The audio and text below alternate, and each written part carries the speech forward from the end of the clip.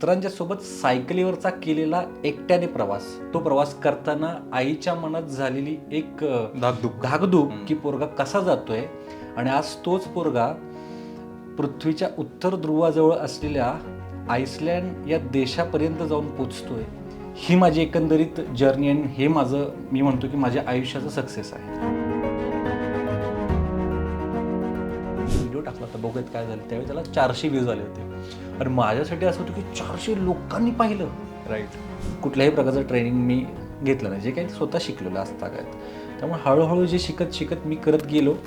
मग आज बऱ्यापैकी म्हणायला हरकत नाही की आपण एक चांगल्या लेवलची एक फिल्म पण म्हणू शकतो. करेक्ट. आणि कॉन्टेंट इज द किंग हा जो विषय आहे की ही जी लाईन आहे ही परफेक्ट आहे, कारण की तुम्ही स्वतः म्हातारे व्हाल, कॉन्टेंट म्हातारा नाही झाला पाहिजे. सो हेच तर गणित आहे. तुम्ही चांगलं काम करा, तुम्हाला चांगलंच रिटर्नमध्ये मिळेल.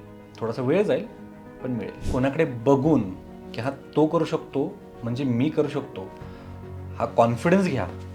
पण त्याच्यासारखं करायला जाल तर तुम्ही पहिल्यांदा स्वतःत बघितलं पाहिजे की तुम्ही करू शकता का. मला असं वाटतं ज्याप्रमाणे फरसाणवर नुसतं लाल रंगाचं तेल टाकलं की त्याची मिसळ होत नाही, त्याप्रमाणे हातात नुसता कॅमेरा धरता येत असेल तर तो ब्लॉगर होऊ शकत नाही.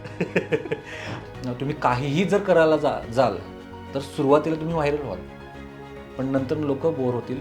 माझ्याकडनं एक खूप इन्स्पायरिंग तुम्ही म्हणाल की हे असं पाऊल मी उचलू शकतो. राईट. ह्याचं तुम्हाला सर्वांना एक आश्चर्य पण वाटेल आणि अभिमानही वाटेल.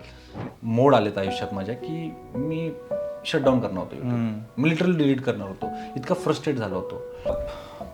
जॉब सोडल्यानंतरचा एक व्हिडिओ मी बनवला होता की दी एंड झालेला आहे म्हणून. 2 नावं होत्या माझ्यासाठी, जॉब आणि यूट्यूब. अरे आता ह्या दोन्ही नावा सोबत घेऊन जाणं मला कितपत शक्य आहे. दोन्हींचे जे डेस्टिनेशन्स आहेत ते वेगळे आहेत. मला कुठेतरी एक नाव सोडावी लागणार आहे आणि मग ती कोणती.